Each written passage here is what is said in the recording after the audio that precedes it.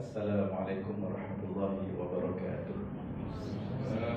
Alhamdulillah nahmaduhu wa nasta'inuhu wa nastaghfiruhu wa nu'minu bihi wa natawakkalu alayhi wa na'udzu billahi min shururi anfusina wa min sayyiati a'malina. Faman yahdihillahu fala mudilla lahu wa man yudlilhu fala hadiya lahu. Asyhadu an la ilaha illallah wahdahu la syarika lahu wa asyhadu anna Muhammadan abduhu wa rasuluhu sallallahu ta'ala alaihi wa ala alihi wa ashabihi wa man tabi'ahu bi ihsanin ila yaumiddin. Terima kasih diucapkan kepada Saudara Pengerusi Dr. Ustaz Ahmad Kailani yang bahagia Wadekan Profesor Dr. Zaidatun, pegawai-pegawai universiti, seterusnya rakan-rakan pensyarah dan staf UTM sekalian. Apa khabar semua? Sihat ya? Alhamdulillah. Setinggi-tinggi syukur dan puji kita rafakkan kehadrat Allah Subhanahu wa taala kerana pada pagi yang penuh barakah ini kita berada di bulan Rejab. Hari ini 17 hari bulan Rejab. Dan kita berada dalam satu majlis yang penuh keberkatan, insya-Allah. Setiap saat kita ada dalam majlis ini, mudah-mudahan Allah jadikan ini sebagai sebahagian daripada amal-amal soleh dalam kehidupan kita, insya-Allah. Tuan-tuan dan puan-puan yang dikasihi dan dirahmati sekalian, beberapa tahun lalu, sejak tahun saya mula ke UTM tahun 2000, dan selepas daripada itu hampir setiap tahun apabila menjelang bulan Ramadan akan dijemput untuk berceramah. Biasa ustaz-ustaz kan di surau, di masjid, di pejabat, nak masuk Ramadan, inilah tajuknya, persediaan menghadapi Ramadan. Satu ketika andai ini Ramadan terakhir, kemudian ada ketikanya semarak Ramadan, kemudian indahnya Ramadan. Hari ini tukar tajuk je, bekalan menghadapi Ramadan.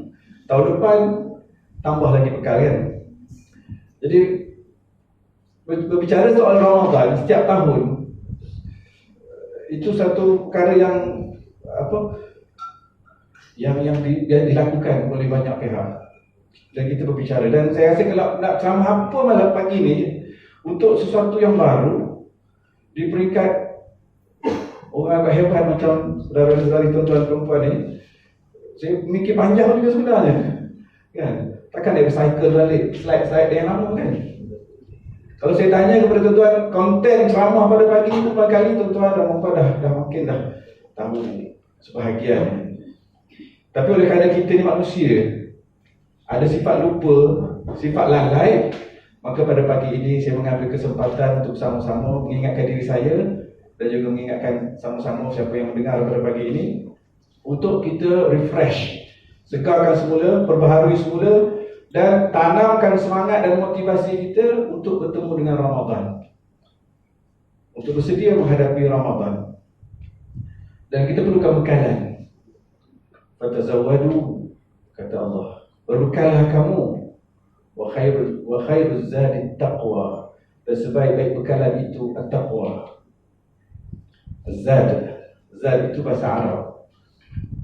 Mungkin dari situ perlu kata Zaidatun. Betul ya?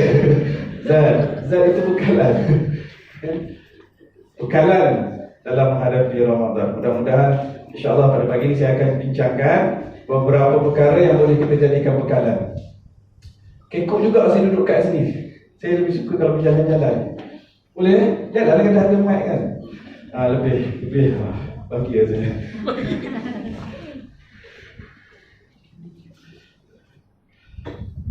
Apa yang akan saya bincangkan insya-Allah pada pagi ini sampai pukul 9.30 lebih kurang, bekalan yang akan disediakan untuk bulan Ramadan.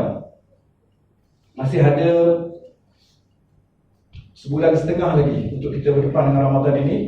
Kalau kita dipanjangkan umur, maka ini bekalan-bekalan yang boleh kita persediakan di 3 peringkat.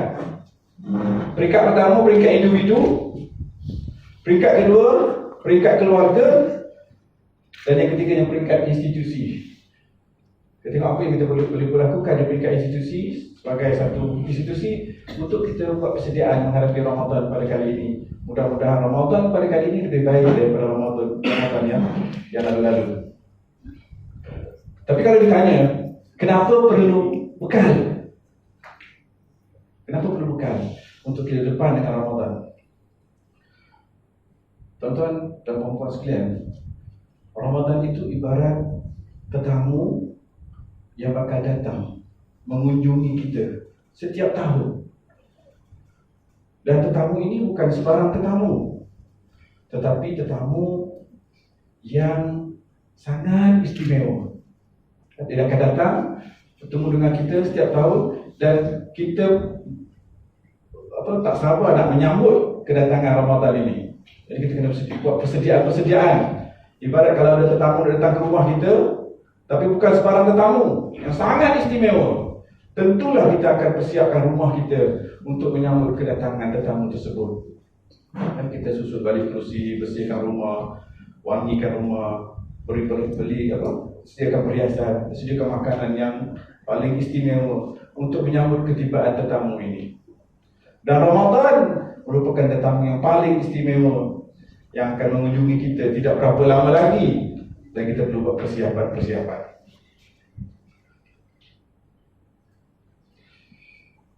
Kita pergi yang pertama pada individu. Ini macam saya tengok kan, bekalan individu dalam beberapa aspek, dari aspek intelek, dari aspek kerohanian, dan dari aspek jasmani, dan juga emosi. Ini pasal pendidikan negara, Jerry. Tapi kita tengok dalam persediaan individu ni apa yang boleh kita lihat untuk menghadapi Ramadan. Yang pertama daripada intelek, apa perkara yang perlu disediakan? Ada 6 perkara yang saya lihat perlu dilihat dari aspek intelek. Yang pertama, falsafah ibadah puasa. Kita kena tahu dan kena cari ilmu sebanyak mungkin supaya kita faham kenapa kita berpuasa. Jangan ada sampai bila ditanya, kenapa awak berpuasa? Saya berpuasa sejak dari kecil tahu. Bapak saya puasa, mak saya puasa, datuk saya puasa, maka saya pun berpuasa. Habis tu, that's it. Kita berpuasa bukan kerana ibu dan ayah kita berpuasa. Kena ada tahu, kena ada sebab yang jelas kenapa kita berpuasa. Dalam surah Al-Baqarah ayat 183, Allah Subhanahu wa taala berfirman, A'udzu billahi minasyaitonir rajim. Ya ayyuhalladzina amanu kutiba 'alaikumus shiyam kama kutiba 'alal ladzina min qablikum la'allakum tattaqun. Wahai orang-orang yang beriman, diwajibkan kepada kamu berpuasa. Ini firman Allah dalam Al-Quran. Dalam Al-Quran kalau ada perintah, itu tandanya wajib. Kalau ada larangan, itu tandanya haram. Allah perintahkan kepada orang beriman, wahai orang beriman, diwajibkan kepada kamu berpuasa sebagaimana yang telah diwajibkan kepada umat-umat sebelum kamu. Mudah-mudahan kamu bertakwa. Ini kenyataan dalam Al-Quran tentang kewajiban untuk melakukan ibadah puasa. Ini semua tahu ayat ni kan? Kita dah baca dengar dan kita menghayatinya. Dan ibadah puasa ini merupakan ibadah tertua dalam masyarakat dunia. Orang Hindu lama dah berpuasa, sebelum Islam lagi.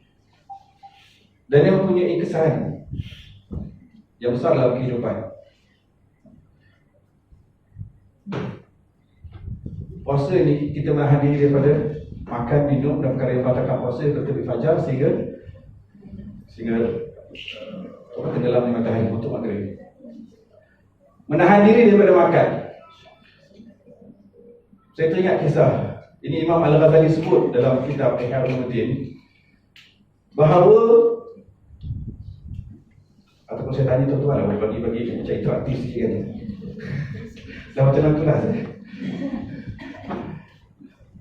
Apakah kesalahan pertama dilakukan oleh manusia?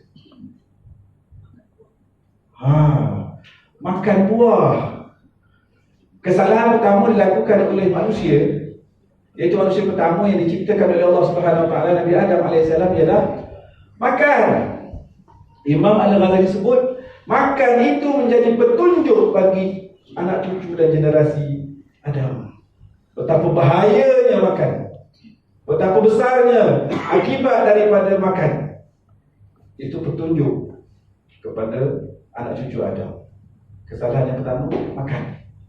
Oleh kerana itu, anak cucu Adam, kita sebagai anak cucu Adam, perlu berhati-hati dengan apa yang kita makan.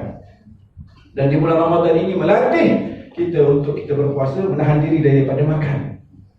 So, ini satu yang kalau kita faham betapa keburukan. Kan banyak penyakit sebab oleh makan. Kan?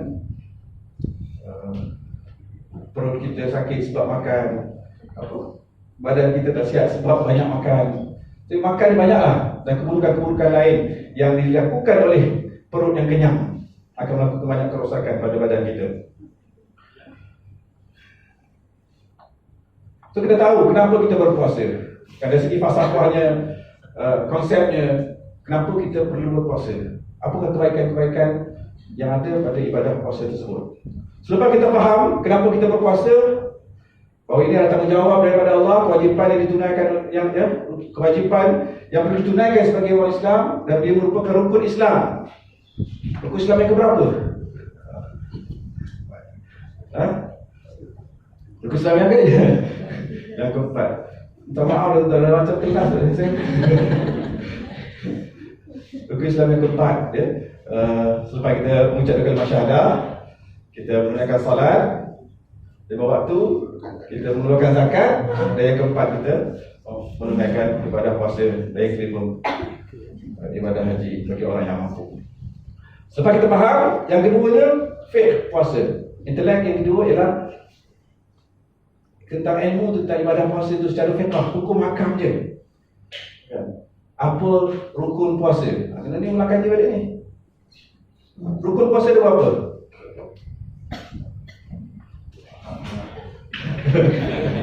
Jadi stres semua kan. Bukan nak saya nak makan je. Rukun puasa dia? Dua. Ustaz Harry. Ustaz Harry ni tak baru cara kita. Rukun puasa ada 2. Apa? Kita ingat rukun nikah je. Rukun puasa pun ada rukun juga ya. Pertamanya niat. Dan niat ni wajib dilakukan. Kalau tak sah puasa. Kecuali puasa sunat. Puasa sunat niat lewat tak apa. Kalau tuan nak berpuasa hari ni, jangan boleh makan lagi, boleh niat untuk berpuasa sebab puasa sunat. Tapi kalau puasa wajib di bulan Ramadan, wajib niat pada malamnya sebelum terbitnya fajar. Okay, niat pada waktu malam. Niat, kena ada niat. Kemudian yang keduanya, rukun yang kedua adalah menahan diri daripada perkara-perkara yang membatalkan puasa. Ini ajaibnya puasa ibadah ni. Dia ibadah menahan, bukan ibadah buat. Solat kita buat, haji kita buat, zakat kita buat, mengucap kalimah syahadah kita buat, baca Quran kita buat, zikir kita buat. Tapi puasa menahan, tunggu, dan tak dapat dilihat oleh orang. Ya, ini satu keistimewaannya daripada ibadah puasa tahan. Tak tahu tunjuk kita dia berpuasa, tak boleh nak lihat. Takkan nak cakap nak berudah ya kan? Ada betul berudah. Kenapa berudah banyak kita puasa? Takkan nak bawa air. Nak bawa air tu, tapi tak minum. Aku puasa. Nak tunjuk, tak payah nak tunjuk kita sedang berpuasa. Sebab dia satu ibadah yang sangat istimewa. Kita tahu perkara-perkara yang membatalkan puasa. Setiap tahun kalau di Jabatan Mufti tanya soalan yang sama. Korek hidung batal tak? Injek batal tak? Kan? Apa lagi? Tidur sepanjang hari batal tak? So, ada soalan yang sama. Dia tahu itulah kita dengar, kita kumpulkan hampir sama je soalannya. Cuma yang terbaru ada fatwa berkenaan dengan inhaler bagi orang yang asma. Kalau di Jabatan Mufti tak batal kata. Dia ada fatwa dia setelah dibuat kajian. Dia kata tak sampai ke dalam dan dia hanya untuk melegakan rongga orang yang asma. So kalau dia perlu sebagai darurat pun dia so dia ada di Sarawak Dan maksudnya tingkat kekuasaan ada faktor-faktor yang banyak kenaan dengan ibadah puasa. Jadi inilah masanya tuan-tuan, dalam masa beberapa hari lagi ni untuk bertemu dengan Ramadan, kita dalami semula fake ibadah puasa. Kalau dulu tak tahu, kali ini kena tahu untuk Ramadan pada kali ini apa perkara-perkara yang berkaitan dengan hukum hakam ibadah puasa ini. Kemudian kita tahu daripada sini juga kita kesempatan yang ada ni sebagai bekalan menghadapi Ramadan, kita mahirkan diri dengan perkara-perkara yang boleh meningkatkan ibadah puasa kita. Perkara-perkara sunat. Ketika berbuka, bagaimana keadaan berbuka yang paling baik? Ya.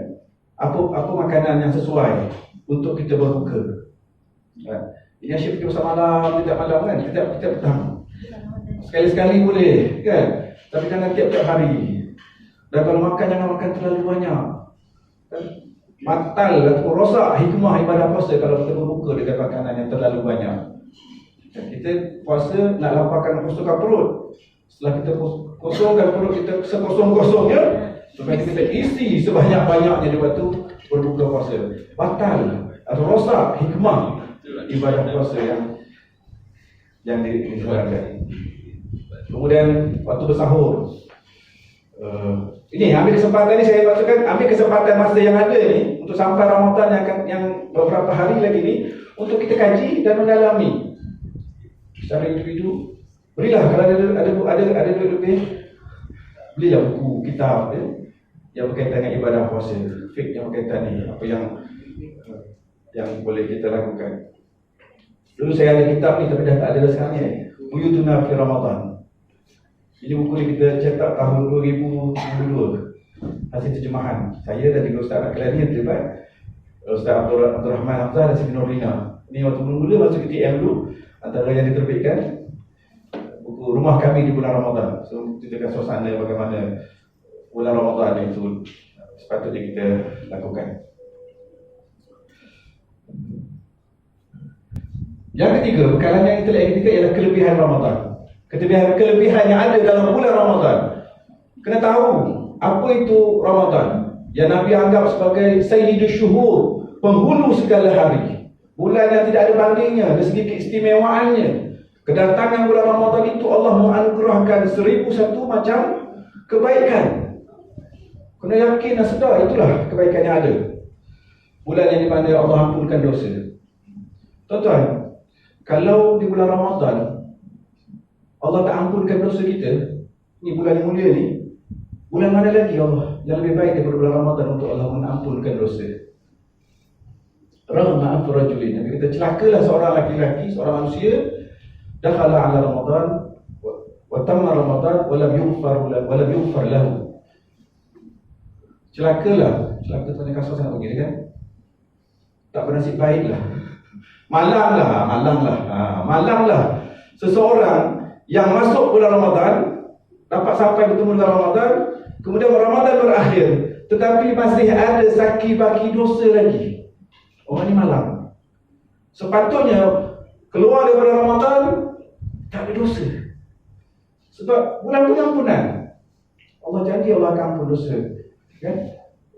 Bagi orang yang bertaubat, dan terutama di bulan Ramadan.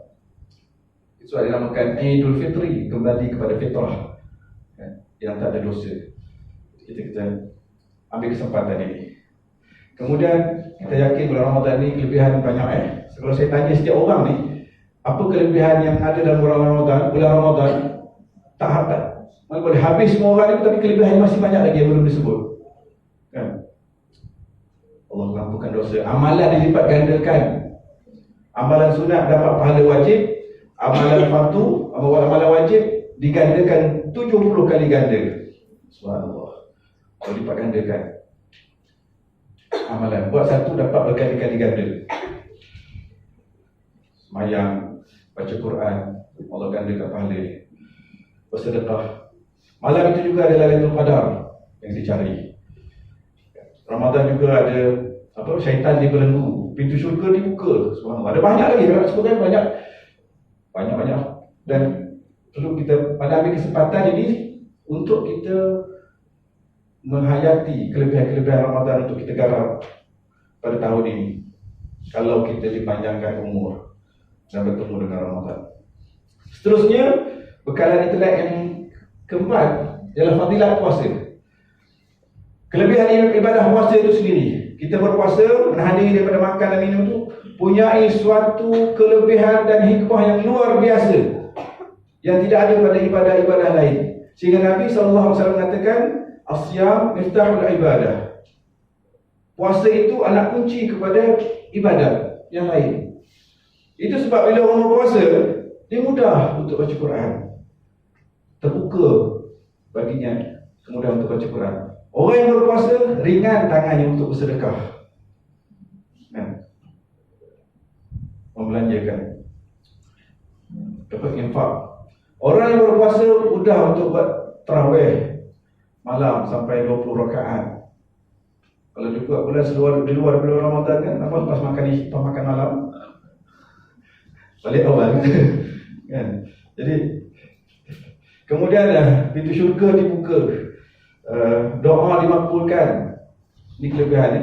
Nabi sebut siapa yang berpuasa, 3 doa yang tidak ditolak oleh Allah Subhanahu Wa Taala.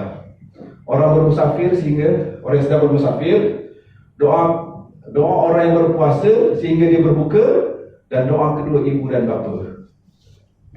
Jadi orang yang sedang berpuasa ini doanya dimakbul. Jadi kalau sepanjang bulan Ramadan kita berpuasa, kita banyakkan berdoa kepada Allah Subhanahu Wa Taala, mohonlah macam-macam Dan ada satu pintu dalam syurga disediakan untuk bagi orang yang berpuasa, namanya Rayyan. Adakah orang namanya Rayyan? Bukan Meroyan Rayyan. Rayyan itu satu nama pintu yang Allah sediakan secara khusus bagi orang-orang yang berpuasa. Cuba tuan bayangkan pada hari akhirat nanti, tuan-tuan dipanggil secara VIP, dapatkan jemputan khas untuk masuk melalui pintu yang istimewa ini. Orang lain masuk berpusu-pusu tempat lain kan, berebut, tapi ni VIP ni disediakan pintu yang khas, namanya Rayyan. Dan Allah jemput. Nanti kalau tuan-tuan nak masuk pintu itu, pandanglah kiri dan kanan, cari saya. Kalau tak ada, tanyalah pada Allah, mana Ustaz Idris ni? Tak sampai lagi. Dah masuk dulu. Sama-sama lah kita doakan supaya kita sama-sama boleh masuk pintu yang hebat ini, yang dimuliakan kerana ibadah puasa yang dilakukan. So berazam kita nak puasa sungguh-sungguh tahun ini. Mudah-mudahan kita tergolong dalam orang yang dipilih untuk masuk dalam pintu syurga ini. Kita masuk lagi kelebihan ibadah puasa dari segi laparnya. Dari segi orang yang banyak lapar ini, fikirannya menjadi cergas, badannya menjadi cerdas, dan semangatnya menjadi kuat. Dan dari segi kesihatan, orang yang berpuasa ini badannya semakin sihat. Kalau tak percaya, indikatornya ialah klinik. Di bulan puasa ni, doktor-doktor komplain jaga klinik. Dia tak ramai orang datang ke klinik. Ini pengalaman Allah betul tapi saya pernah tanya klinik kat luar sana, dia kata memang doktor boleh berehat di bulan Ramadan sebab tak ramai orang yang datang mengadu sakit, pening kepala, demam di bulan Ramadan.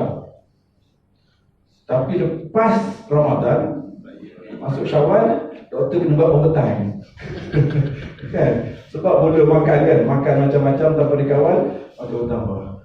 Orang yang berpuasa ni badannya makin sihat. Sebab dari segi saintifiknya, cakap saintifik ni bukan ahlinya tapi cakap jugalah. Yang kita baca, kalau kita lapar, badan kita, sebab makanan yang kita makan itu merupakan sumber tenaga untuk badan kita. Kalau dalam perut kita tak ada makanan, kosong, badan kita akan mencari sumber tenaga daripada sumber-sumber yang lain daripada makanan. Dia akan cari sel-sel badan. Dan yang bagusnya, ciptaan Allah SWT, subhanallah, sel badan kita akan mencari sel-sel yang bertoksik, yang bermasalah untuk dijadikan korban sebagai sumber tenaga. Kan, lemak-lemak yang tak guna, sel-sel atau bahagian-bahagian yang bertoksik. Itu puasa ni orang panggil detoxification, pembersihan badan secara toksiknya. Ini fadilat. So kena ambil kesempatan ini untuk kita mendalami aspek-aspek ini untuk bertemu dengan Ramadan pada kali ini. Seterusnya, kena intelek lagi ni. Teknik puasa yang cemerlang. Kena kali ini berpuasa jangan berpuasa sebagaimana kita berpuasa sebelum ini. Sepatutnya ada peningkatan. Sudah berapa tahun kita berpuasa? Ya. Sepatutnya setiap tahun tak sama dengan tahun lepas puasa tahun ini. Dengan ilmunya, dengan semangatnya, dengan kesungguhannya, kita lakukan dengan terbaik supaya kita dapat ibadah puasa yang sempurna. Kita kena tahu teknik apa yang cemerlang. Contohnya kita bersahur dulu. Bermula dengan sahur. Sahur kena bangun sahur. Kan? Dan janganlah makan Maggi je baru sahur kan. Makanlah sesuatu yang berkhasiat. Kan? Ambil buah kurma, makanan yang sesuai untuk badan kita. Untuk kita bersahur. Tasaharu fa inna fis sahuri barakah. Bersahurlah kerana pada sahur itu ada barakah. Bangun pagi bersahur. Dan lebih sempurna lagi kalau dulu bangun makan, kali ini bangun awal sedikit, buat sembahyang sunat 2 rakaat dulu. Tahajud. Ada masa sikit lagi baca Quran. Tahun ni kita mulakan azam semangat. Sebab baca Quran di bulan Ramadan ini pahalanya berlipat kali ganda tuan-tuan. Baca Quran. Kemudian kita berzikir mengingati Allah sebelum kita makan. Belum takhirkan sahur. Lewatkan makan sahur. Kemudian di mana kita sempurnakan perkara-perkara seperti ini. Nak berbuka puasa, kita berbuka dengan makanan. Kita tahu dah makanan yang terbaik untuk kita berbuka puasa dengan buah kurma. Betul kan? Kemudian makan dengan keadaan sederhana. Imam Ghazali kata makan sikit je 1/3. Ataupun makan sebagaimana kita makan dalam hidangan biasa. Kalau kita makan tengah hari, waktu hari biasa, ada nasi, ada lauk, ada sayur, ada sambal, kan, ada air. Itulah makanan buka kita. Sebab ada orang dia buka puasa dah dikumpulkan. Dia jamak takhir nama juga. Dikumpulkan. Ini untuk sarapan, ini untuk makan tengah hari, ini minum petang, ini untuk makan malam. Berapa semua atas meja. Jadi itu sudah tidak dapat apa. Kadang-kadang kita heran ni, bulan puasa ni bulan tak makan kan. Tapi bulan puasa lah jadi macam pesta makan. Sampai sekarang saya pernah nak fikir, ini pesta makan ke pesta tak makan? Sepatutnya bulan puasa makin kurang makan, makin kurang kita berbicara tentang makanan. Tapi bulan puasa dah keluar macam-macam resepi. Yang tak pernah ada di bulan lain pun bulan Ramadan muncul. Kan? Suara jamu nafsu kita. Kena ubahlah. Dan sebahagian besar, sebahagian daripada makanan itu dibuang. Di BKL, beberapa tahun lalu buat statistik apa ukuran tentang sampah yang dibuang. Di bulan Ramadan, ternyata 30% lebih banyak daripada bulan-bulan lain. Dan sebahagian daripada makanan yang dibeli itu dibuang. Dan paling banyak dibuang ketika di bulan Ramadan. Kan satu pembelajaran, satu tak capai sebenarnya hasad ibadah puasa. Terus sekarang setengah tempat dah tukar trend. Kalau di Taman Pulau Indah tu dah mula ada majlis berbuka puasa di masjid. Ya? Dan ramai yang datang. Kadang beratus orang datang buka puasa bawa keluarga. Ini istimewa. Kalau nak buka puasa, buka di Masjid Taman Indah, Pulau Indah, bawa keluarga, suami, isteri, anak-anak, bawa tikar. Dia jadi macam kelah-kelah. Jadi selompok makanan disediakan ala kadar yang untuk kita berbuka puasa. Jadi satu yang menarik kalau boleh. Mana kita laksanakan, tapi itu sama sembahyang berjemaah maghrib, tunggu sembahyang isyak, sembahyang tarawih, baru balik ke rumah. Kan? Jadi makan pun sederhana, tidak boleh melibat duit penjimat kan. So puasa selain daripada puasa fizikal, kita juga puasa hati kita, puasa mata kita daripada melakukan maksiat, puasa telinga kita daripada mendengar orang mengumpat, kan, orang berbicara tentang orang lain. So kita jaga telinga kita, mulut kita jaga daripada bercakap perkara yang sia-sia, memperkatakan tentang keburukan dan aib orang. So di bulan Ramadan kita jaga semua anggota badan kita, tangan kita, kaki kita daripada melakukan sebarang bentuk maksiat. Itu puasa yang sebenar-benarnya. Elakkan bertengkar, elakkan mengumpat, dan yang pentingnya kurangkan makan. Kalau saya tanya kepada tuan-tuan, di manakah letaknya kekuatan orang tua? Di tenaganya kah? Di kerisnya kah? Macam pernah dengar kan? Kalau saya tanya kepada tuan, di manakah letaknya kekuatan puasa, ibadah puasa? Di perut. Ya, di di perut dia ni, kerana kekuatan daripada puasa itu dah kerana laparnya. Lapar, kalau lapar, insya-Allah dapat hikmah puasa. Tapi kalau puasa pun tapi tak lapar, kan kenyang kan. Malam kenyang, tengah malam kenyang, sahur kenyang, buku kenyang. Puasa tak sampai hikmah puasa itu. Jadi kena banyak kurangkan makan dan berlapar. Kan? Padahal kita perlukan makanan sekadar saja untuk kita survive. Kan? Bukan untuk kita menjadi jadi gegasi kan. Makan kadar saja. Kemudian bekalan seterusnya adalah strategi Ramadan. Kali ini kita ada sebulan setengah lagi strategiskan hidup kita secara peribadi untuk menghadapi Ramadan pada kali ini. Bagaimana kita nak khatam Al-Quran? Plan. Azam, bulan ni Ramadan kali ni aku nak khatam Al-Quran. Tapi tak boleh tuan-tuan kalau Al-Quran ini nak dibaca sekarang simpan masuk Ramadan baru kita buka. Mula 1 Ramadan kita baca. Dia akan ada kekekokan. Kan? Bacaan tak lancar sebab dah lama tak baca. Untuk lancar baca Quran kena ada latihan sekarang ni. Mula sekarang buka Quran baca tiap hari. Masuk Ramadan, masuk dia 5 terus kan. Zoom terus kita laju dengan baca Quran sebanyak mungkin. Tak target dia Ramadan. Tapi boleh terus sekarang. Sampai kalau perkara lain persediaan. Rancang. Kemudian kita nak dapatkan Lailatul Qadar contohnya. Ada kawan-kawan saya dulu dia cuti tu, 10 akhir Ramadan tu dia bercuti. Kalau ada belanja lagi dia pergi ke Mekah, betul kan? Sekarang tak boleh dah. Kan? Banyak benda yang tak boleh kita buat sekarang ni. Kerana COVID-19 kan. Nak bersalaman tu tak ada orang tak bersalam lah tuan-tuan. Semalam dah ada saya ulur tangan dia gitu je. Sudah. Pahala bersalam ni besar. Kalau kita bersalam, Nabi kata apa? Dua orang yang bersalam bertemu dan bersalaman, selama dia bersalaman itu Allah akan gugurkan dosa-dosanya sehingga mereka berpisah. Salam, Allah akan gugurkan dosa-dosa mereka. Tapi kalau tak takkan macam tu tak jatuh dosa kita. Jadi apa?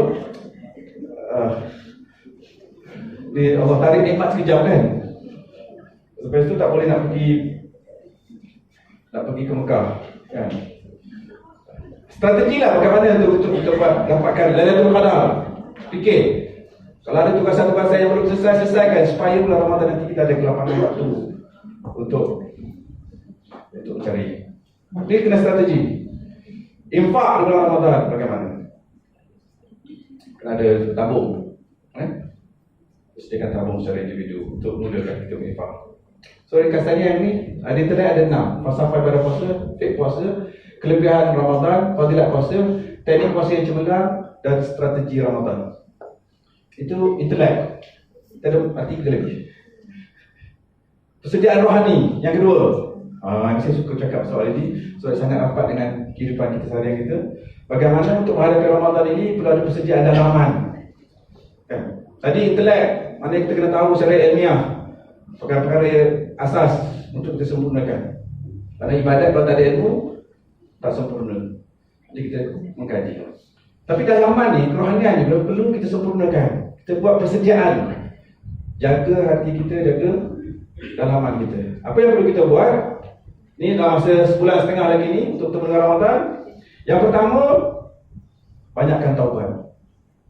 Sebut astagfirullahaladzim, astagfirullahaladzim. Kalau kita masih ada dosa dengan Allah Subhanahu Wa Taala, minta ampun sekarang. Tuan fikir balik, apa lagi dosa yang kau belum minta ampun Ada tak dosa-dosa yang belum dimaafkan lagi sepanjang hidup kita? Kita hidup lama dah. Ini kesempatan untuk kita minta ampun. Jangan kita kata tunggulah kumpul. Ramadan nanti kumpul kan, kita minta ampun maaf banyak-banyak. Belum tentu kan, sebab tak ada orang boleh jamin dia akan bertemu dengan Ramadan pada kali ini, walaupun hanya beberapa ketika sahaja lagi. Oleh kerana itu, sekarang ni kita istighfar banyak-banyak. Astagfirullahaladzim, astagfirullahaladzim. Doa, minta ampun. Dan kalau masih ada dosa-dosa kita, kita fikir dosa-dosa kita, minta ampun. Dosa besar, dosa kecil, dosa sengaja, dosa tak sengaja. Saya ada kenal seorang pakcik. seorang pakcik di Kedah. Dah tua dah. Lalu dia kali dia cerita pada saya tuan-tuan. Dia kata satu ketika dia teringat satu dosa yang pernah dia buat waktu dia kecil, budak-budak dulu. Dia pernah nak pergi tengok wayang, tapi duit ada 10 sen. Duit ada 10 sen. Dia pergi kedai kopi dan 10 sen itu cadangan nak buat bayar tiket untuk masuk panggung. Ya. Tapi itulah duit yang dia ada. Dia pergi kedai kopi, mamak, dia minum kopi, dia makan karipap. Lepas tu dia tinggalkan, tak bayar. Ni budak-budak dulu, tahun 60-an ke 50-an saja kita. Dah tua dah pakcik tu sekarang, masih hidup lagi. Nanti boleh, kalau tak tanya pun boleh. Dan dia suka bercerita bab ni. Kan? Bila dia dah umur 80-an ni, dia teringat dulu pernah dia minum kopi tak bayar, makan karipap tak bayar. Dulu agaknya makan 15 sen nilai. Dia mencari-cari toke yang menjual mamak tu, tapi tak ada. Di kampung dia tak ada, dah pindah tempat lain dah. Kebetulan dia kata satu hari dia pergi kedai gunting rambut. Dia nak gunting rambut, dia berkenalan dengan seorang laki-laki remaja macam mamak dia pun. Kan? Lalu dia sembang, berbual. Dia kata asal mana? Saya di kampung ni, Jelun, dia kata. Oh, dia pun Jelun juga. Anak siapa kau ni? Dia kata kan. Dia kata anak dulu, sebutlah pakcik ni yang dulu dia berniaga di situ. Dia kata alhamdulillah syukur katanya, inilah warisnya. Dia kata dia ceritalah dulu dia pernah makan minum kopi tak bayar, makan karipap tak bayar. So dia keluarkan duit RM3, minta halal atas apa yang dulu. Dia nak selesaikan diri dengan Allah, dengan manusia. Budak tu kata tak apa, saya halalkan pakcik. Kan RM3 je pun. Kan kalau RM1,000 mungkin. RM3 tu. Pakcik tu kata tak apa, ambil, kalau tak nak bagi anak Allah. Dia nak selesaikan. Sampai macam tu ya, orang yang hatinya halus, jiwanya halus berfikirkan untuk bersihkan dirinya daripada sebarang bentuk dosa. Dosa kecil itu. Jadi kita masuk Ramadan kita fikir balik, banyak mana kita pisang standar pernah kita curi. Cari itu ada balik. Kan? Apa lagi, makan tak bayar kalau ada, hutang tak selesai lagi, dulu macam-macam. Kan? Jadi kita kena tengok balik kesalahan. Kalau pernah mengumpat, mengata orang, minta maaf, jumpa, selesaikan. Kalau ada kesalahan sama manusia, untuk kita bertaubat. Supaya masuk dalam Ramadan nanti kita bersih daripada ini kesalahan dan dosa. Kemudian bersihkan hati daripada kekotoran. Hati kena bersih. Masuk Ramadan hati kena bersih. Bukan nak bersihkan di bulan Ramadan, tapi masuk dengan hati yang bersih. Banyakkan berzikir. Orang yang berzikir ni hatinya tenang, banyak dengan Allah. Orang yang bersih hati dia tenang, dia tak fikir yang luar daripada urusan hidupnya. Artinya dia tak fikirkan urusan orang lain, dia fikirkan diri dia dengan Allah, dengan Tuhan. Masalah kita jadi banyak, jadi stres sebab kita fikir hal orang lain. Dan kita jadi stres sebab kita fikir sesuatu yang kita tak ada. Tuan-tuan banyak fikir benda yang kita ada atau benda yang kita tak ada? Kalau fikir yang kita ada, alhamdulillah syukur. Tapi kalau kita ni banyak fikir benda yang belum dapat, kita tak dapat lagi, dan itu kita fikir hari-hari, stres. Tak tahu motosikal baru. Motor dah ada dah, yang ada ni bagus, tak ada masalah. Training yang besar sikit kan stres. Kita dah ada kenderaan bagus, alhamdulillah. Tapi fikir kalau dapat tukar yang macam tu, lalu kita fikir yang itu, siang dan malam, stres. Memang kita tak mampu nak beli. Sedangkan kita dah ada pun benda yang bagus diberikan oleh Allah. Syukur dulu yang itu. Ada isteri yang cantik. Tapi kalau fikirkan yang belum ada, kan? Betul kan? Stres. Kan? Itulah urusan. Jadi kita jadi stres sebab fikir yang bukan urusan kita.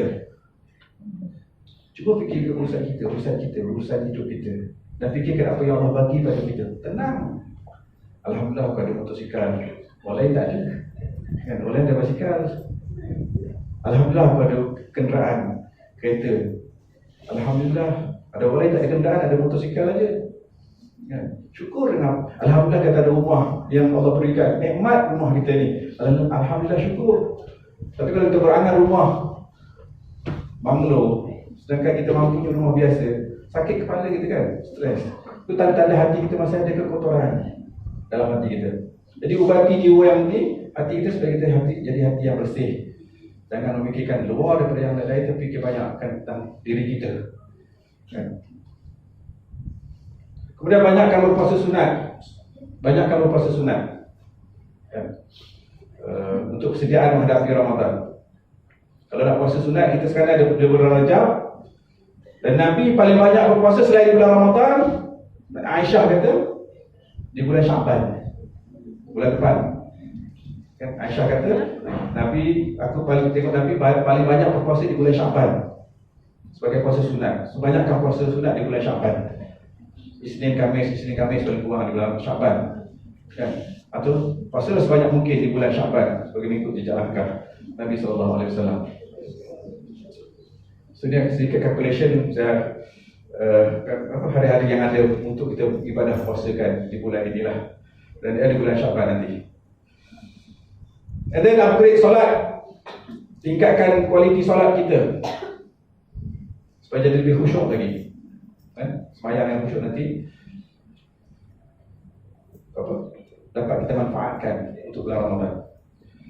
Seterusnya, kita banyakkan berdoa. Imam-imam di masjid dah baca doa dah. Doa ni, Allahumma barik lana fi Rajab wa Sya'ban wa ballighna Ramadan.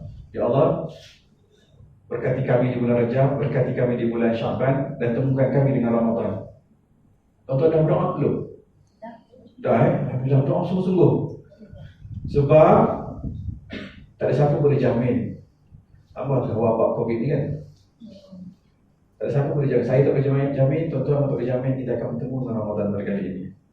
Berdoalah sungguh-sungguh supaya Allah panjangkan umur kita untuk bertemu dengan Ramadan pada kali ini. Rugi kalau tak sampai ke Ramadan pada kali ini. Ulama-ulama dulu 6 bulan selepas ibadah Ramadan, dia berdoa apa tahu? Dia kata, ya Allah, terimalah amal kami di bulan Ramadan yang lalu. Selama 6 bulan dia berdoa. Masuk bulan ke-7 dan seterusnya, mereka berdoa, ya Allah, panjangkanlah usia kami untuk bertemu pula dengan Ramadan yang akan datang. Doa sungguh-sungguh dengan sepenuh hati, kan? Supaya Allah temukan dengan Ramadan. Sayyidina Ali berdoa tambah lagi, bukan hanya bertemu dengan Ramadan. Sayyidina Ali tambah lagi, dia kata doa supaya di bulan Ramadan nanti diberikan tubuh badan yang sihat. Kalau masuk Ramadan, Alhamdulillah masuk Ramadan, tapi pun masuk hospital kan, doktor kata kan Allah sakit kan, nak puasa pun tak boleh. Doktor kata jangan puasa, kena makan. Tak boleh berpuasa, tak boleh baca Quran, tak boleh tarawih sebab kita terlantar di hospital. Oleh sebab itu kita berdoa kepada Allah, selain dipanjangkan umur untuk bertemu dengan Ramadan, berdoa supaya Allah berikan kesihatan pada tubuh badan kita. Menjaga daripada sekarang lagi, kan? Supaya kita diberikan kesihatan. Bukan hanya kesihatan, Sayyidina Ali juga berdoa agar di bulan Ramadan nanti, ya Allah, berilah kelapangan masa, supaya sempat kita buat ibadah, sempat baca Quran, sempat berzikir, sempat kita nak mengulang kaji ilmu, sempat kita baca hadis. Supaya Allah beri kesempatan untuk perkara-perkara seperti ini di bulan Ramadan. Ada setengah orang di bulan Ramadan inilah bulan-bulan paling sibuk dalam hidup dia. Shopping satu. Pandai pula supermarket kan, offer macam-macam kan. Bulan lain tak offer di bulan Ramadan ini. Bila pasal lagu raya tu, confirm ada diskaun kan, 70%, 80%. Kita sibuk kan, nak tukar langsir lah, nak tukar sofa lah, sebagainya kan.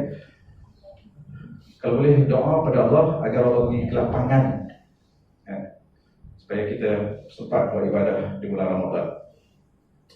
Kalau tuan-tuan berdoa, angkat tangan berdoa, jangan lupa doakan saya sama kan, kita saling doa mendoa.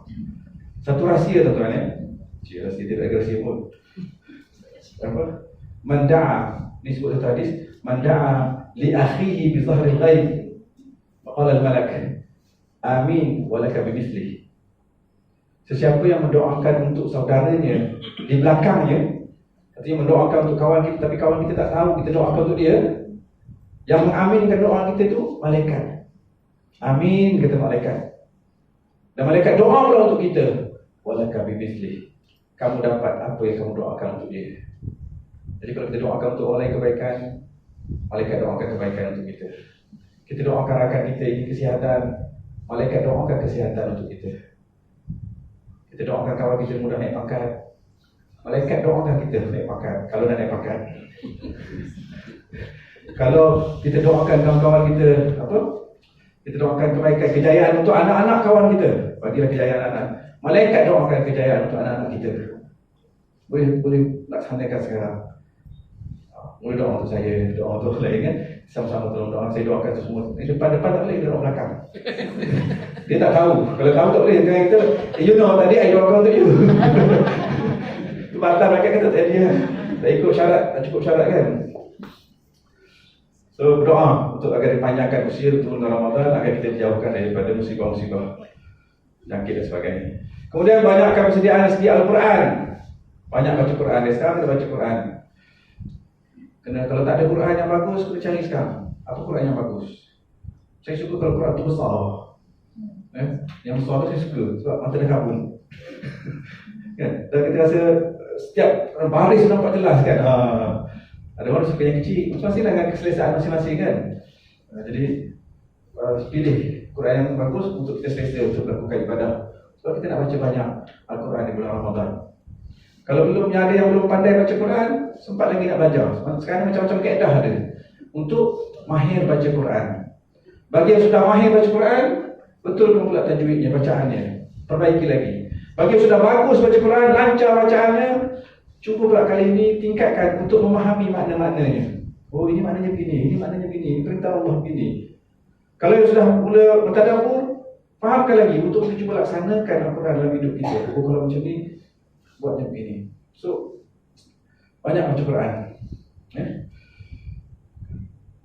Kamu tak ada buat ayat Quran. Mula di bulan Ramadan. Sebab dalam Quran disebut, sambung pada ayat yang saya baca tadi, Syahrul Ramadan alladzi unzila fil Quran. Bulan Ramadan itu bulan di mana turunnya Al-Quran. Dan Nabi sendiri dia bertalaqi, bertadarus dengan Rasulullah sallallahu alaihi wasallam di bulan Ramadan. Untuk boleh kita lancar baca Quran di bulan Ramadan, mula pada sekarang lagi. Kan? Ambil kesempatan yang ada ni. Dan seterusnya, persediaan rohani, seterusnya infak, membelanjakan harta di bulan Ramadan. Kita nanti orang kaya tadi, ni untuk orang kaya ni, banyak duit ni. Bukan. Untuk semua orang. Yang dilihat Tuhan, yang dilihat Allah bukan jumlah yang diinfakkan, tetapi apa yang diinfakkan dan bagaimana dia diinfakkan. Dalam surah Kepala juzuk keempat dalam Quran, lan tanalul birra hatta tunfiqu mimma tuhibbun wa ma tunfiqu min syai'in fa innallaha bihi alim. Ada orang di dunia ayat dia menggigil, tuan-tuan. Lan, tidak sekali-kali, dinafi selama-lamanya, lin abad. Dia beza dengan la. La itu tidak, tapi kalau lan, nafi itu selama-lamanya.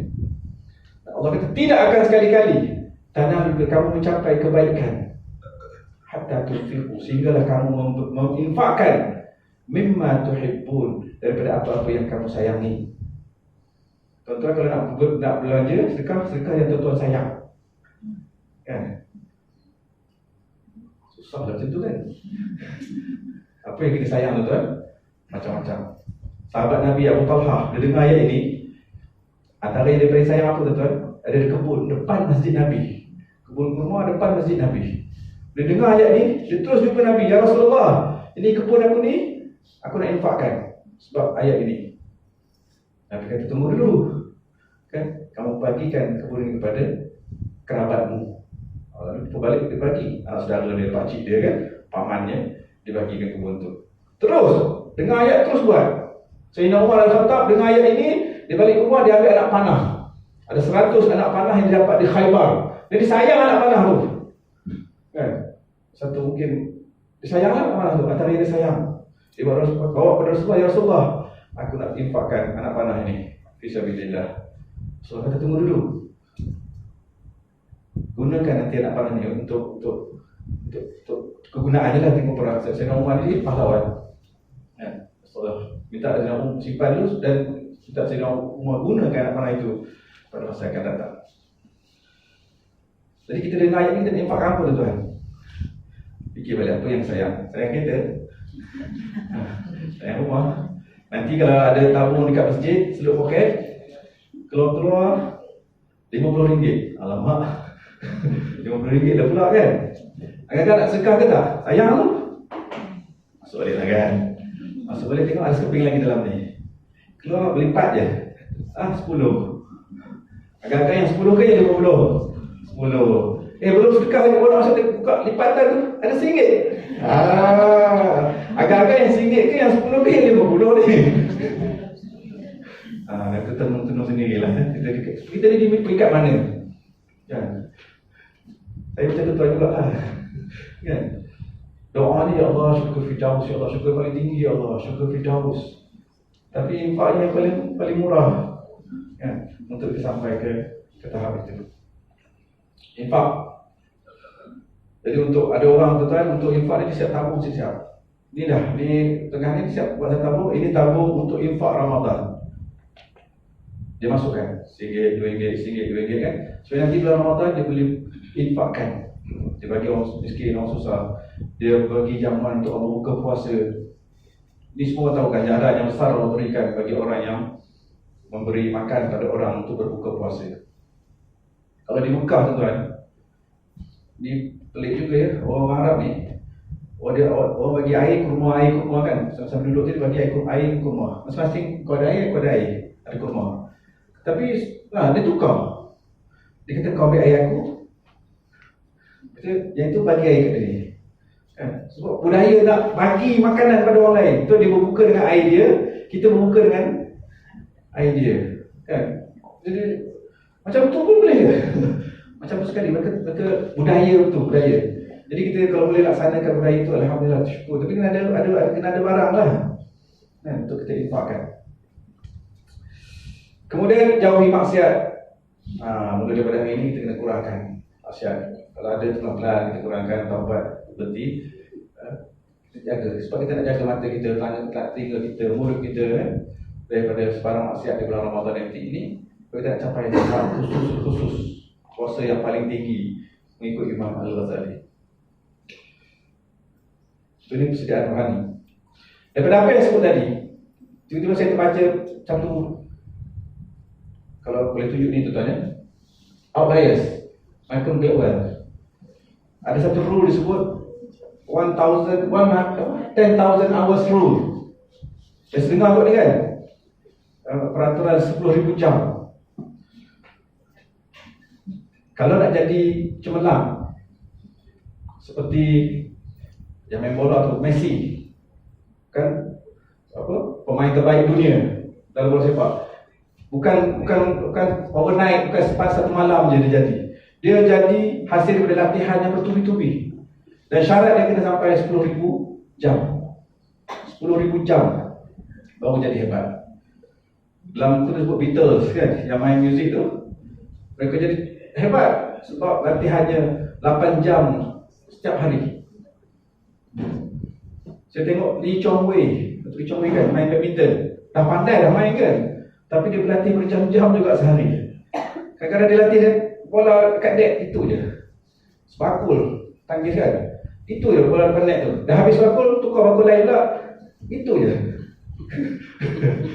Dia main bola internet kan, dia pandai main net kan. Dia nak perfectkan, cukupkan jam ni. Rupanya kalau kita nak jadi hebat tuan-tuan, kena berlatih. Cukup 10,000 jam, insyaAllah kita jadi pakar dan hebat dalam bidang itu. Kita nak jadi hebat dalam ibadah puasa tahun ni, berapa banyak dah, berapa jam dah kita berlatih? Saya ada buat calculation kasar. Satu hari puasa 12 jam. Daripada anggaran 12 jam. Daripada pukul 7, pukul 6 pagi sampai pukul 7 petang, 12 jam. Satu hari 12 jam, 29 hari 348 jam. 348 jam satu bulan Ramadan. Kalau 10 kali Ramadan, kalau 10 tahun kita dah berpuasa, kali 348 jam 3,400, tak cukup lagi 10,000. 20 kali, 30 tahun kita melalui Ramadan. Tak cukup lagi, 20 tahun. 30 tahun Ramadan baru cukup 10,000 lebih. 3 kali, kira sendiri lah. Macam silap ni patut 10,000 lebih. Yang ni 29 tahun ni, kalau itu kan 29 tahun. Sorry. 30 tahun tuan-tuan. Tapi kalau kita yang masih muda nak tunggu 30 tahun puasa baru nak jadi perfect, lambat sangat. Kan? Kita kena buat pada sunat lagi ni, puasa sunat. Kan? Ini tak masuk kalau perempuan cuti lagi kan? Tak tinggal separuh. Kena gandakan lagi. Yang pentingnya buat sungguh-sungguh. Kan? Buat sungguh-sungguh dengan penuh kesedaran dan kita harapkan puasa kali ini lebih baik daripada sebelumnya. Seterusnya bekalan jasmani. Ini bekalan jasmani saya nak sebut sebentar lalu. Dari segi makanan, dari segi senaman, rehat dah cukup. Mula sekarang ni kena jaga rehat kita kan. Sibuk macam mana pun kena ada rehat. Jangan sampai tak tidur malam. Kan? Sekarang ni staff JTM ramai yang rajin-rajin kan. Luar biasa rajinnya. Sampai tak tidur malam kan nak buat kerja. Kena jaga kebersihan sekitaran kita, badan kita, rumah kita untuk jaga kesihatan dan dengan nasihat doktor. Kan? Kadang-kadang kita ni tak peduli dengan doktor kan. Sakit dah tapi tak mau jumpa doktor, sombong. Kan? Jadi doktor nasihat. Dengar nasihatnya, kalau perlu makan ubat, makan ubat kan. Perlu kurangkan makan manis, kena kurangkan makan manis. Ini cakap pandai kan. Tapi nak buat laksana kan kita kena. Tapi inilah perkara yang perlu disediakan dari segi kesihatan kita untuk menghadapi Ramadan pada kali ini supaya kita lebih bersedia. And then bekalan emosi, harus ada kesediaan, saling bermaaf-maafan. Tuan-tuan ada kesalahan, minta maaf dengan kawan-kawan, dengan rakan-rakan supaya tenang. Kemudian kena redha. Ini redha ni satu persediaan yang paling dalam diri kita untuk kita tenang dan redha menghadapi kehidupan. Susah senang serah pada Allah. Ya. Saya nak cerita balik cerita tu. Kalau redha ni saya suka ya. Redha ni artinya apa? Berserah kepada Allah atas keputusan yang Allah tentukan untuk kita. Dan memang kita yakin kita ini ditentukan oleh Allah dalam kehidupan kita. Seharian kita Allah yang tentukan, mengatur hidup kita. Tidak satu saat pun Allah beri pada kita untuk lakukan untuk kita sendiri, tapi di bawah takbir dan urusan Allah. Jadi kalau kita redha, tenang. COVID ni, COVID-19, kuman ni, virus ini, itu makhluk Allah yang kecil. Makhluk Allah, ciptaan Allah. Dan dia tidak boleh memberi manfaat, tidak boleh memberi mudarat, melainkan dengan izin daripada Allah. Kalau Allah tak izinkan dia buat mudarat, tak jadi apa-apa pun. Dan apa tugas makhluk? Tugas makhluk ialah yusabbihu lillahi ma fis samawati wa ma fil ardh. Bertasbih kepada Allah segala yang ada di langit dan ada yang di bumi. So, jangan takut, itu COVID virus itu makhluk Allah. Tak akan memberi mudarat kepada kita kalau tidak dengan izin daripada Allah. Banyak tawakal. Kalau kita ditentukan oleh Allah untuk kena redha, itu bahagian kita. Bukan sebab kita banyak bermaksiat pun. Kadang-kadang Allah uji seseorang kerana Allah sayang. Kalau Allah uji pada orang yang buat jahat, memang itu azab. Tapi kalau Allah uji pada orang yang baik, orang yang soleh, itu Tuhan nak ampunkan dosa dan angkatkan darjat. Dalam dunia ni, siapa yang paling hebat menerima ujian? Manusia, siapa manusia yang paling hebat menerima ujian? Rasulullah. Itu tak berarti Rasulullah jahat. Tapi Rasulullah insan yang paling disayangi oleh Allah Subhanahu Wa Taala. Tapi Allah uji dengan ujian itu. Kan? Rasulullah makin tinggi darjatnya. Jadi yang pentingnya redha kan dengan apa yang ditentukan oleh Allah Subhanahu Wa Taala. Allah redha. Kita redha dengan Allah, Allah redha dengan kita. Itu sebab kita kena banyak bergantung dengan Allah. Kalau ada orang puji pada kita, jangan perasan. Itu juga ketentuan dari Allah. Kalau orang puji apa? Kasut kita. Cantik kasut awak? Contoh tengok orang lah. Itu tanya kita tak sedar. Yang dipuji apa? Kasut. Tapi kenapa si pemakai yang merasa bangga? Tak ada kaitan pun kasut. Dia puji kasut. Cantik motor awak. Apa kan? Ini adalah hasil titik peluh aku sungguh ceritakan. Aku tak puji kau, aku puji motor. Kan? So kita kena tahu. Jadi yang dipuji ni, even kalau dipuji kita pun, cantik hidung awak, cantik muka awak, orang yang menerima pujian kena sedar ini adalah anugerah daripada Allah. Cantik hidung pun Allah buat, tak cantik pun Allah yang buat. Kita putih pun Allah jadikan, hitam pun Allah jadikan. Jadi kalau dipuji tidak berasa bangga, kalau dikeji tidak berasa hina. Ini orang yang tenang hatinya kepada Allah. Orang sanjung pun tahu ini daripada Allah. Inna lillahi wa inna ilaihi raji'un. Akhirnya kita akan ke tanah juga. Ya. Jadi tenang Jadi perkara ni kita kena tenangkan. Emosi kita dalam Ramadan ni kena tenang. Menghadapi ibadah puasa tenang. Ya, banyak tawakal berserah kepada Allah. Sebab kita memang lemah, tak tahu apa yang akan berlaku selepas ni kan. Tuan-tuan ada makan tak ada makan hari ni? Nampak macam ada kan? Tapi belum tentu ada tak untuk kita, bahagian kita di situ. Siapa boleh jamin dia ada semangkuk kat situ? Untuknya ada semangkuk. Tak ada siapa boleh jamin. Dah cancel lah. Sebab kita tak tahu, kita boleh rancang, tapi yang menentukan Allah. Di saat kita mendapat nikmat daripada Allah, pada ketika itu kita bersyukur. Alhamdulillah, ini rezeki padamu ya Allah, daripadamu ya Allah untuk aku. Kalau tak dapat, sabar. Kan? Kita tawakal. Ini persediaan keluarga. Ya? Dari segi keluarga, jadi individu ya.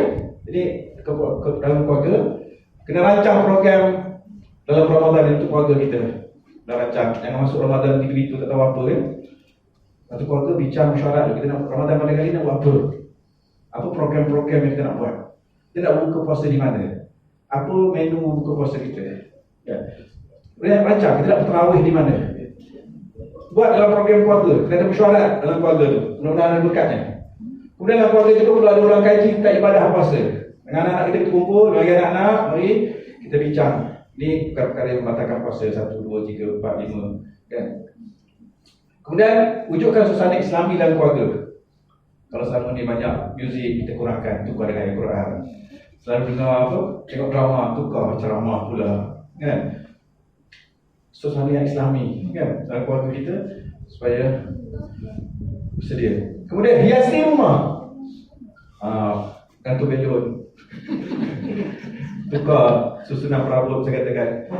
Ini untuk persediaan menghadapi Ramadan tau. Biar anak kita tengok, kenapa dia bang? Ini tak kita sambut Ramadan. Biar kehebatan Ramadan itu ada tertanam dalam jiwa anak kita. Ini nak sambut raya kita pun hebat kan. Semua orang tahu. Boleh kita sibuk, tak sempat nak berterawih. Hias sebelum Ramadan lagi. Nak tukar nasi, tukarlah sebelum masuk Ramadan. Nanti bulan Ramadan kita dah siap semua. Ya. Kemudian wujudkan tabung infak Ramadan. Boleh keluarga, boleh cari tabung. Kita pakat dengan anak-anak, masukkan sikit-sikit. Setiap hari ke, ada duit lebih, masukkan tabung. Ajar anak kita supaya masukkan tabung tu juga, supaya nanti boleh kita infakkan fi sabilillah di bulan Ramadan. Yang Allah akan berikan. Jadi keluarga. Boleh sedikit tentang institusi. Boleh ke Ustaz ya? Sikit. Ini slide terakhir. Yang kedua terakhir. Persediaan institusi di pejabat kena rancang. Nak masuk Ramadan ni apa program kita? Kan? Nak ada rancangan. Jangan bulan Ramadan sama macam bulan yang lain, kan? Tak ada apa-apa aktiviti. Kan? Kena rancang. Wujudkan suasana Ramadan. Suasana Ramadan ini boleh diwujudkan di pejabat atau di institusi kita. Gantung banner misalnya kan? Selamat beribadah. Gantung banner 1, 2 ke, macam banner tu kan, gantung tu. Banting mah, saya tengok, Ramadan dekat dah. Ramadan dekat dah.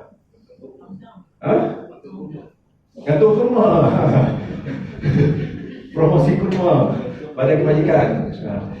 Ataupun yang pandai buat WhatsApp kan, bagi tazkirah Ramadan.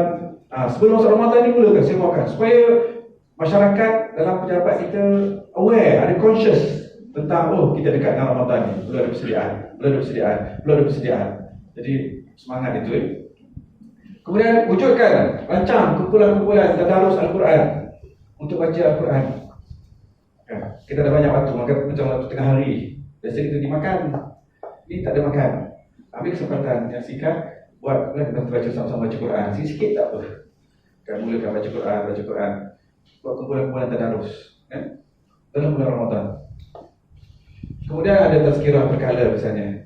Bukan saya sekali panggil rakan kita untuk bagi tazkirah. peringatan. Ni kalau bulan lain tak buat, di bulan Ramadan kita buat. Kurang kalau boleh majlis buka puasa sekali kan, kumpul fakulti ke apa school ke, buat majlis buka puasa, panggil kuarter sekali, datang ramai makan, kita buka puasa tarawih kan, supaya ada suasana itu. Wujudkan tabung infak Ramadan juga untuk kita berbelanja. Ini sebahagian yang boleh kita laksanakan di peringkat institusi. Yang penting tuan, Ramadan pada kali ini InsyaAllah kita berazam untuk jadi yang lebih baik. Lebih baik daripada yang sebelumnya. Dan kita juga jangan lupa banyak berdoa agar kita dipanjangkan usia dan bertemu dengan Ramadan pada kali ini.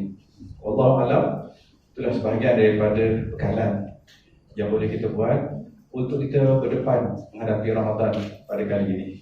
Kalaulah Allah sebab bertiga hari ni ramai pula orang meninggal ya. Seperti kata dalam grup WhatsApp pun Syaban nanti ramai lebih kan. Kita janganlah kita Allah panjang kemudian saya betul minta sungguh-sungguh supaya kita Allah panjangkan usia kita betul dengan Ramadan pada kali ini. Minta sungguh-sungguh kan. Supaya Allah berikan kepada kita kesempatan untuk bertemu dengan Ramadan pada kali ini. Karena kebaikan dalam Ramadan itu terlalu banyak Allah anugerahkan. Kita nak dapatkan anugerah Allah kan di bulan Ramadan yang penuh keberkatan ini. Wallahu a'lam, setakat itu dulu yang dapat saya sampaikan. Mudah-mudahan pertemuan ini menjadikan sebagai sebahagian daripada amal-amal saleh dalam kehidupan kita. Dan kita harapkan itu daripada Allah Subhanahu Wa Taala. Kalau ada salah dan silap, saya minta ampun dan maaf. Kalau terlanjur kata bahasa tidak teratur, itu kekurangan dan kelemahan diri saya sendiri. Sekian wabillahi taufiq wal hidayah. Assalamualaikum warahmatullahi wabarakatuh. Oh, tadi ada sesi nak jawab nak? Oh, Ustaz kita jawab sini. Nanti Ustaz jawab.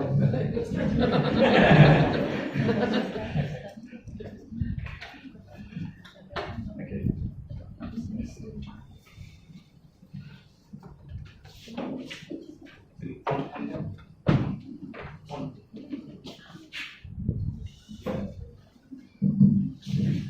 Ya, alhamdulillah kita ucapkan jazakallah khairan katsiran kepada penceramah kita Dr. Idris Ismail.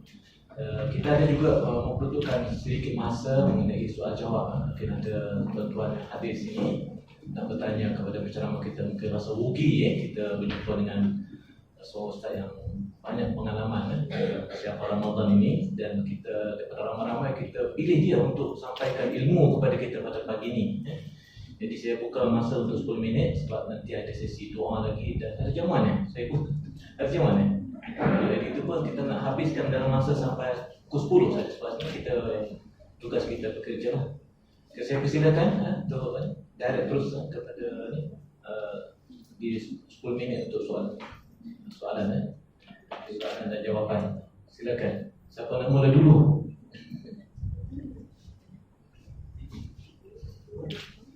Okey, silakan.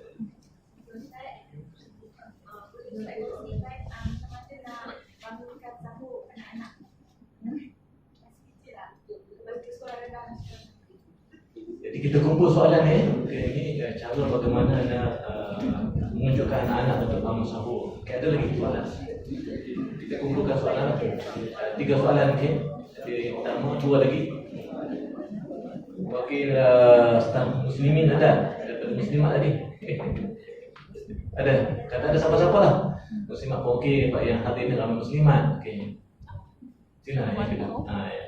Saya silap daripada kolej. Jadi saya nak tanya berkenaan dengan redha. Redha dan kemaafan. Kadang-kadang kalau kita buat salah ataupun kita orang bila ada silap dengan kita, kadang-kadang dia tak perasan yang kita sakit hati dengan dia. Jadi bagaimana kita nak redha dia tanpa maksudnya dia tak minta maaf dengan kita, macam kita nak menerima kemaafan daripada dengan sendirinya lah, secara natural tanpa dia tahu yang kita maafkan dia. Tapi memang susah lah sebab benda tu sakit hati. Sangat lagi, ya Allah. Okey. Jadi itu yang kedua tentang redha dan kemaafan. Orang menyakiti kita dan kita macam mana nak puja hati kita boleh memaafkan dia supaya kita bila bertemu Ramadan bertemu dengan hati yang bersih tadi. Secara rohani. Okey, yang ketiga ada satu lagi. Kita tunggu soalan. Silakan. Ada, jangan malu-malu. Tak, saya bagi peluang untuk Ustaz. Mana jawabnya? Okey, terima kasih kepada yang bertanya. Soalan yang pertama berkenaan dengan macam mana nak bangunkan anak yang tidur untuk sahur. Ini bukan anak dia, bapak tu. Untuk sahur Wallahu alam, ini masalah global. Masalah yang dalam dunia semua kadang-kadang dia kalau saya dah lama tak ada anak kecil tapi kalau ada anak kecil kita yang kita banyak guna psikologi. Yang pertama sebelum tidur malam kali boleh kita ingatkan. Adik esok bangun nak sahur pukul 4:30. Ibu akan kejut. Bagi dia awareness dulu. Dia perlu bangun untuk sahur. Selain dia beri kefahaman sahur itu penting. Tapi kanak-kanak bukan nak faham pun kadang-kadang kan. Sediakanlah makanan yang dia suka dengan sekali-sekali kan. Dia suka makan apa? Telur goreng. Sediakan telur goreng kan. Cakap ibu ada masak telur goreng.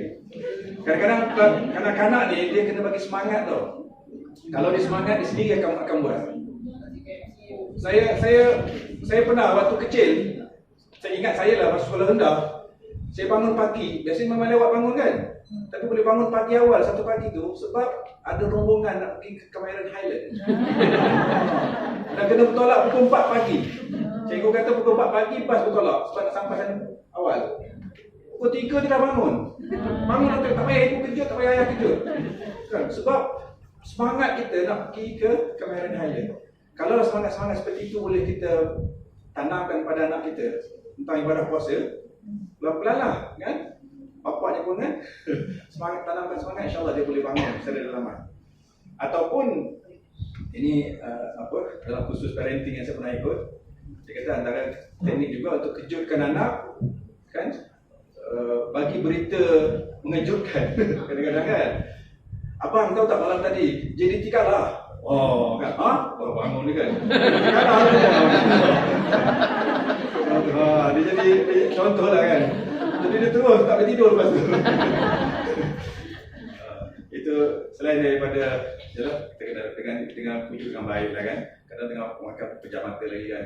So ibu kena banyak bagi motivasi, ayah kena banyak bagi motivasi pada anak-anak ni. Jangan berhenti dan jangan marah lah. Jangan marah, tapi kita pujuk dengan penuh kasih sayang supaya dia belajar daripada ibadah puasa ni. Tapi kena buat, jangan biarkan. Kalau dibiarkan nanti kita akan belajar sampai bila-bila. Kan? Kalau sampai kena paksa heret pun, paksalah kita supaya dia dapat selesai ibadah puasa itu dan akhirnya ternikmat. Kalau itu menjawablah. Ya. Kita tanya pakar psikologi lebih bagus kan kalau yang ada mahir bidang ni. Yang kedua soalan tentang redha. Sakit hati dengan orang lain. Kan? Kita ni untuk redha lah, kita kena jangan fikir hal orang. Sekali lagi, untuk redha jangan fikir hal orang. Jangan fikir apa yang orang lain fikir. Jangan fikir apa yang orang lain cakap. Kita bukan jaga mulut dia. Kita bukan jaga fikiran dia. Tuan-tuan nak fikir apa-apa tentang saya, ya silakan. Fikirlah. Tapi saya tak heran. Kena heran. Saya tak mau fikir. Tadi saya gosok baju tau.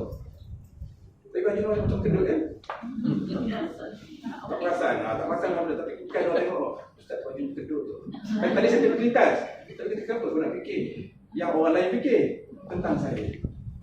Kalau tuan-tuan boleh hilangkan kesibukan kita berfikir tentang orang lain, itu jadi tenang. Lepaskan. Orang lain berfikir tentang diri kita. Kalau orang lain berfikir tentang diri kita, itu artinya hidup kita lebih menarik daripada hidup dia.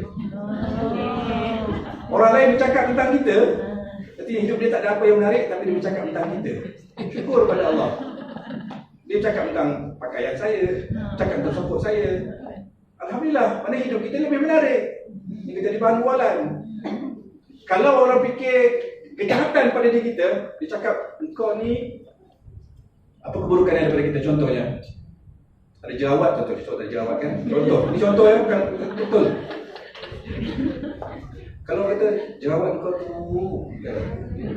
cakap pasal jerawat, kita syukur pada Allah. Sebab dia tak tahu kita ada kurap besar kat belakang.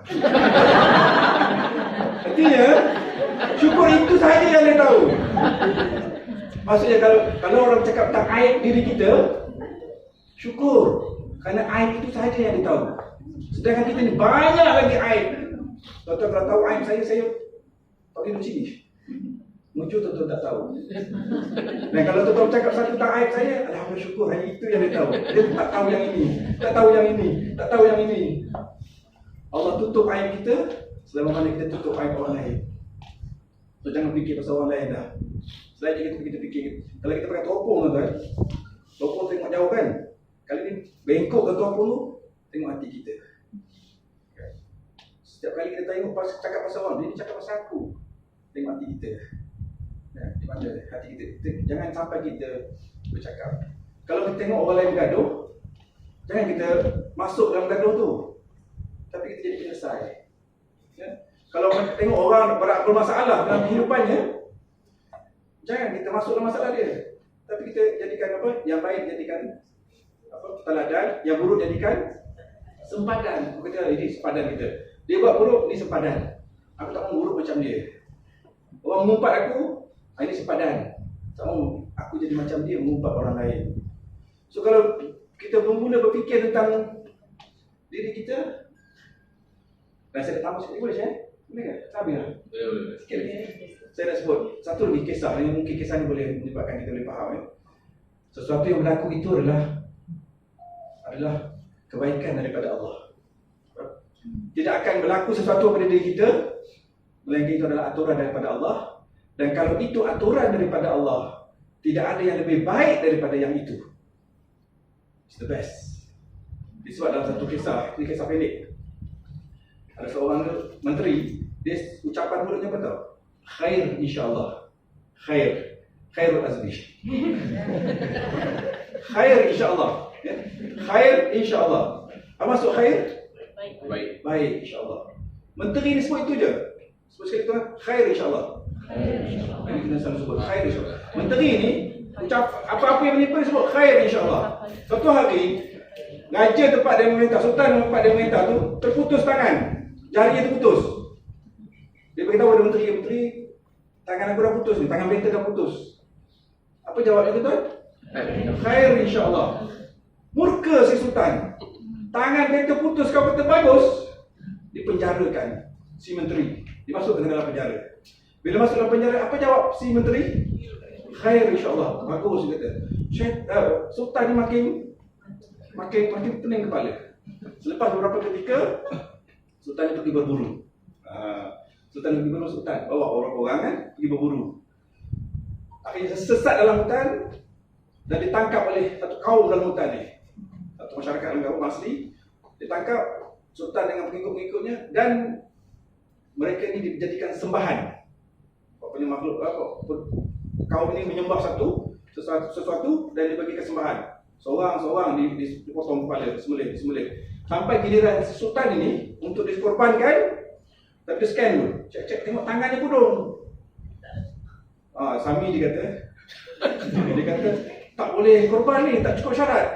Macam orang nak sembelih kan, kalau korban lembu tak cukup, cacat tak boleh. Nanti Tuhan marah kita. Ini tak cukup syarat, kita lepaskan.